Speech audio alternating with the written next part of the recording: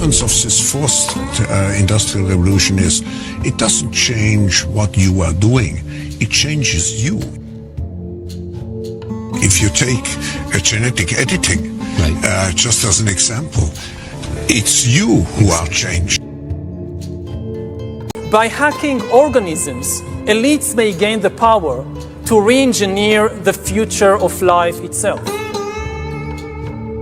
Now, in the past, many tyrants and governments wanted to do it, but nobody understood biology well enough, and nobody had enough computing power and data to hack millions of people. Neither the Gestapo nor the KGB could do it. But soon, at least some corporations and governments will be able. Mr. President, can you tell us, sir, Donald Trump refers to himself as a political prisoner and blames you directly. What's your response to that, sir? And fuck us all anyway for the limber dick cocksuckers we are. Welcome to fucking Deadwood. Can be combatant. Oh. Well, hello. It's good to see you again. I got a guy here that I just want to introduce to people that don't know him. This kid is called Ruinedleon, and I watch his videos all the time.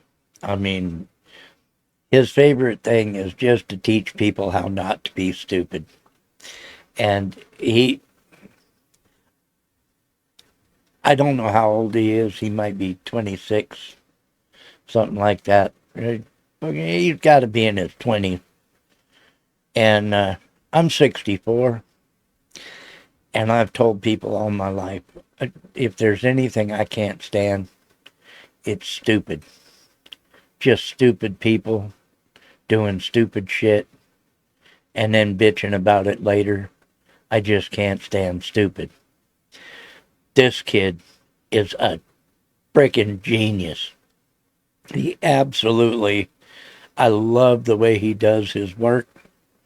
I don't know why he don't have more than 284,000 subscribers, because I had to be one of them. I watched one video on the guy, and I had to be one of them.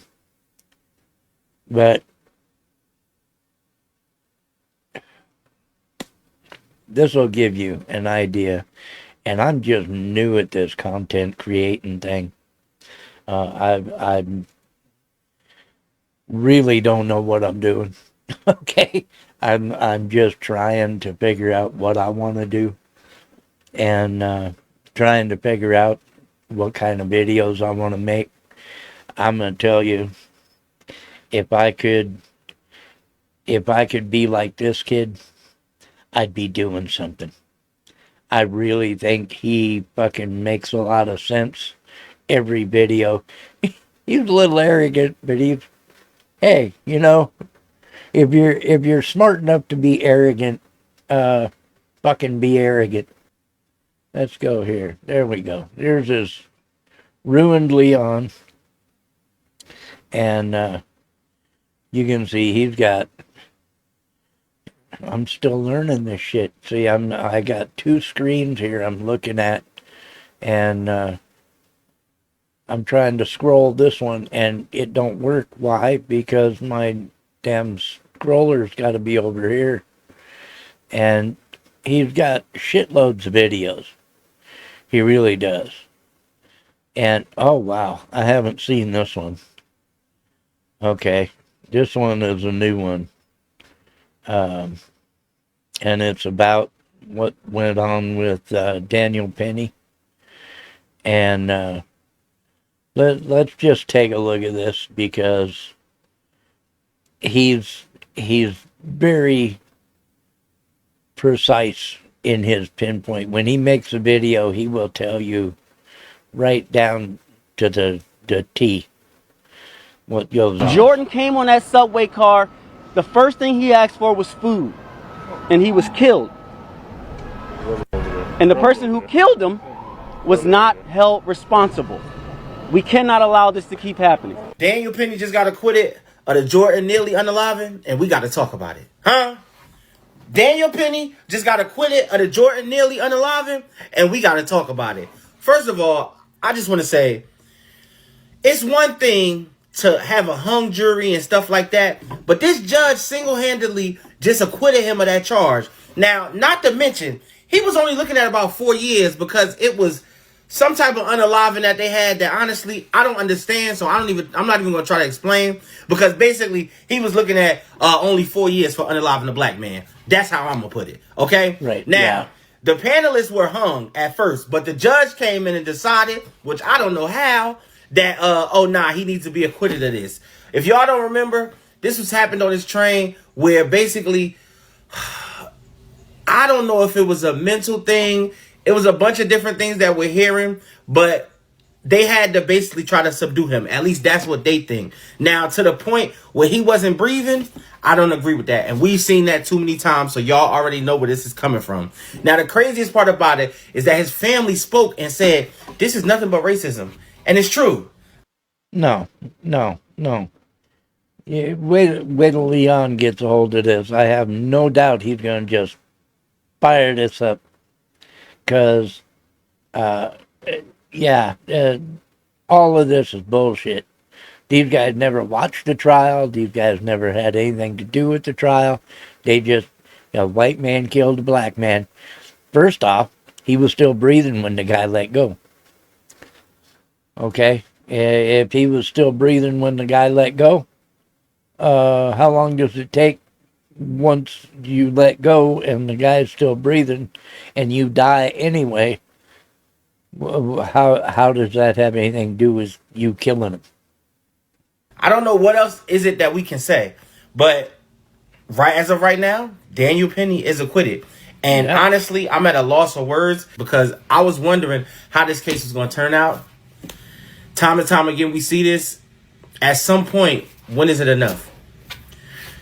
Sorry to bring y'all this bad news this morning, but I'm just updating y'all, man. He was a I'm hero. just a messenger. I've said this too many times. People will willingly get in front of your face and say things hoping you don't know how to pick up a phone and use Google. And I've shown you, before you saw my face, people who are willing to lie to your face and hope that you don't know how to use Google. Pay attention to everything on the screen. It's information that goes beyond he was just a guy asking for food. It goes beyond he was just somebody sitting on a train. It goes beyond, I'm not really going to expand on it. All you need to know that this was a black man and someone was found guilty for killing a black man. Yeah, City 911, you need police, fire, medical. Hi, we need an ambulance and cops. We just need a cop at Broadway Lafayette Street. Someone's attacking here at the train. This is inside the train station? Yes.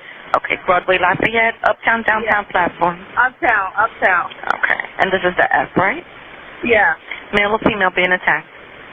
I don't know, he's trying to attack everybody. Oh, a guy's trying to do it. Okay, give me further description. Black, white, Hispanic, Asian, Indian? He's black. What color is he? They're holding them down. They're holding him down right now. How many people? There's just two. There's one man holding white man holding it down, holding the homeless guy down. Okay. Any weapons? Anybody injured at this time? No, nobody. Okay, they're coming as we speak. This is not delaying a thing. You want to leave your name and number or no? No. Okay, they're going to be there as soon as possible. I'm 2491. Thank you, ma'am. All right, okay, bye-bye. I hopped on the train, said he was ready to die. He didn't care. It's been belligerent in that Very. The whole train was freaked out. He was either going to pull a gun, a knife, or He said, I'm willing to die. I'm willing to die. I'm willing to get killed. They didn't get a name and a phone number. Known at the level 1 of Central. Camera for all my units. the guy in the tan did take him down very respectfully and just held him down. He wasn't he was just looking at him. I think that the guy is totally drunk down. These two young ladies right here. Yeah. Okay, what did you see? What did I see?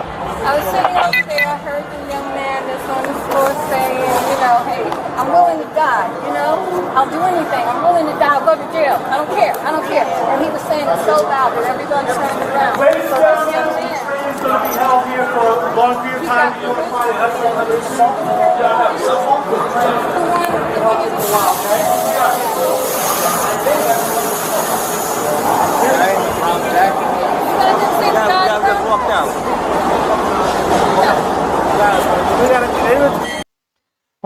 How much does it take if you're willing to threaten people and tell them you're willing to die? What does it take to stop you from threatening people and harassing people, especially when you've got convictions and a record of punching people out of the blue for no reason? Old people. Okay, well, these people know that he's known to do this. So how much are you supposed to take before you decide, fuck this, you're going down to the ground and we're just going to hold you here until somebody comes to get you? There's two young ladies right here. Yeah. Okay, what did you see? What did I see? I was sitting over there, I heard the young man that's on the floor saying, you know, hey, I'm willing to die, you know? I'll do anything. I'm willing to die. I'll go to jail. I don't care. I don't care. And he was saying it so loud that everyone turned around. So this young man, he got belligerent and he tackled him down. Who? The one that just passed away in the brown jacket, the one that just went past. The guy in the brown jacket? Yeah, you got to see the guy in the brown jacket. Yeah. That's what the guys in the briefs here. You got a brown jacket, tan jacket. Take him to the briefs right now. Take him to the fifth briefs. So he took him to the ground? The guy with the brown jacket took him to the ground. Yeah, he took him to the ground and gave him a chokehold. Not a hard chokehold, just enough to secure him. And the guy fought. And he kept holding him. All right, and then Not a heavy chokehold, just enough to secure him.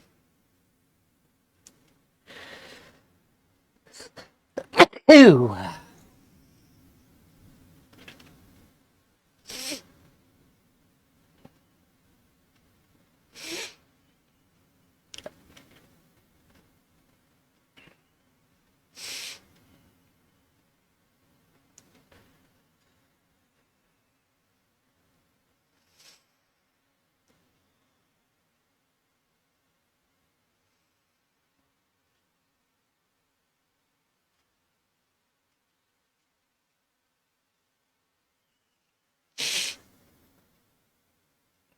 that's when everybody totally realized what was going on. And I think this guy's on drugs, you know, because when he came in, he was unbelievably off the charts. He scared the living daylights out of everybody. How did he bring him down to the ground? Like he picked him up and threw him on the ground? I remember he stood up, grabbed him, turned him around, and put him to the ground. All right. You're ignoring bits and pieces of full context and full information that has gone on throughout an entire trial because you want a virtue signal on social media or in front of a bunch of people who are too stupid to actually inform themselves without the need of seeking quick and easy information from someone who's not willingly going to give them all the information necessary. This man, I would argue, should not have died, but unfortunately, because of circumstances met where he's being a little bit ignorant to the situation, he ends up 6 feet deep. And it's unfortunate that people will use his death to try to speak truth to power and how they should start doing stupid things, because clearly asking for vigilantism is going to be the lucrative way to get people to see that Black Lives Matter. We need some black vigilantes. That's right. People want to jump up and choke us and kill us for being loud. How about we do the same when they attempt to oppress us? Right. I'm tired. Yes, because stealing iPhones and Nikes and burning buildings is going to make people look at you and say, wow, you're on the right side of history. And what's so arrogant about this is that this is the same guy who started talking about bloodshed because of another situation where he didn't get the outcome that he wanted. If he thinks then we're going to be returned to the days of driving in our cars and police pulling us out and searching us for no reason. He is absolutely wrong. If he believes that we're going to allow our children to be stopped and frisked in the streets again, he is absolutely wrong. If they think that they're going to go back to the old ways of policing, then we're going to take to the streets again. There will be riots, there will be fire, and there will be bloodshed. So we're going to have to start having a conversation about who we want to have representing our causes and our organizations and our people, because we're not sending our strongest soldiers. But back to the main point, everyone needs to start doing more research about damn near everything at this point, because people are willingly getting on all of these different platforms and pocketing money based off of lying to a bunch of people, based off of having information be skewed only somewhat to where they could get away with lying to a bunch of people. And that's not something anyone should be able to endorse. No, I don't care about your political sides. No, I don't care about your political affiliations. It happens everywhere and it needs to fucking stop. And this is just yet another example of people getting on cameras, getting in front of TVs, getting on social media and blatantly fucking lying. And then when you call them on it, all of a sudden I'm magically morphed into a fucking coon because that's the only rhetoric motherfuckers can throw out, because everything else I said is the fucking truth and motherfuckers can't handle the fucking truth. You can. I like this kid. He don't pull punches. He don't fucking bullshit. He does his research and he fucking tells you the truth. Don't be stupid. Ignore context all you want. You can ignore the legal proceedings all you want. You can say that this outcome is indicative of a racist society all you want. Truth to power is that this man was a nuisance to a bunch of people. He was a threat to a bunch of people. He was threatening a bunch of people. It wasn't just, oh, he was asking for food and then he got choked out by a white guy. You actually would do better to inform yourself on these subjects and not listen to people who are desperate for you to be just as stupid as they are. It would behoove everyone to take a step back and do a little bit more research, even past the screenshots I've put on the screen in this video. It would benefit you to read in full all of the information about this entire case, because you'll come to find out, yeah, a lot of these other motherfuckers talking about how he was just asking for food seems like and is bullshit. But let me know your thoughts about the whole case. Were you in favor of Daniel Penny being found not guilty? Did you want to see him behind bars for 4 years? Did you want justice, or did you just not care? Or were you hoping for an outcome that would make you feel good inside? I would love to know all opinions about subject matter in the comments below, and I will end this video off like this. If you are somebody in a prominent fucking position demanding vigilantism, not knowing that people are ignorant in terms of your want for vigilantism, and you somehow think that in the midst of a bunch of people's businesses broken into, cars burned, cars tipped over, and a bunch of people losing out on money, and you think that's going to net people to start caring about you, newsflash, you're a fucking idiot. Goodbye. Mwah. So let's talk about Daniel Penny. Not so much the verdict, but the exploitation of the situation. I am so sick and tired of BLM rearing their ugly head, exploiting another dead black man. Because that's all this is about at the end. The truth about the Daniel Penny and Jordan Neely case is this. The system failed both of them. I got 27 years of experience working in the mental health capital of the world, and I'm watching Jordan Neely's on a day-to-day basis. Any one of them could be a ticking time bomb. And of course, when you have law enforcement who is short-staffed, you have a justice system that's broken where nobody's getting justice and there's virtually no protection, there are times where people are forced to step in and try to do it themselves. The system failed Jordan Neely first. This guy had 42 felonies and was probably driven by his mental illness.